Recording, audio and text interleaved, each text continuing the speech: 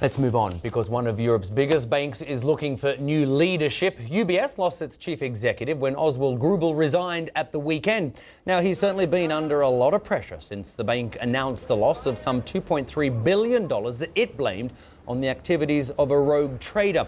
An interim boss, Sergio Ermotti, has been appointed. Now, he's been asked to reorganise the investment banking business. So let's get more on this, because we're joined by Chris Roebuck from Cass Business School. And Chris used to work for UBS between 2002 and 2006. So, Chris, good to have you, and we'll talk about your experience there. But just, first of all, your thoughts about the resignation, because only, within the last 2 weeks, we heard Mr. Grubel come out and go off the back of the rogue trading crisis. He came out and said, I am responsible, I'm not to blame, I'm not going to resign.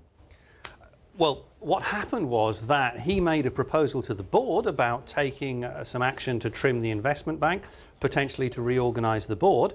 And it looks as if the board just didn't think that was enough and refused to back him. So he had no alternative but to walk. And it seems like the board then, if you're saying they want to go a lot more conservative, right? I mean, they're talking about shrinking, considerably shrinking, correct me if I'm wrong here, the investment side of the business, which is typically the riskier side.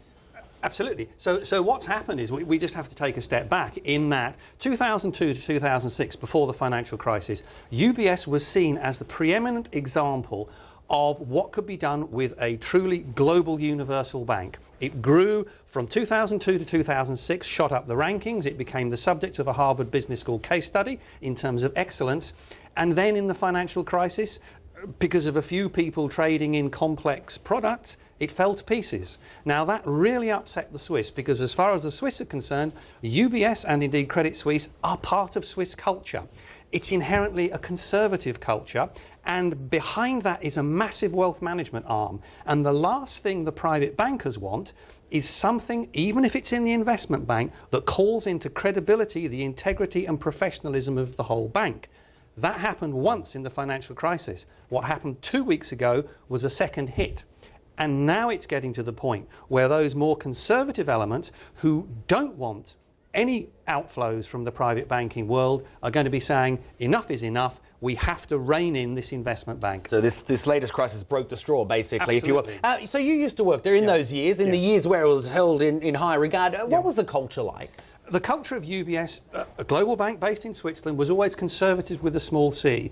There were often complaints from people in the States that Zurich was not giving enough freedom to the investment bank. But above all, it was a culture of integrity and professionalism and absolute focus, hence the fact it became a Harvard case study.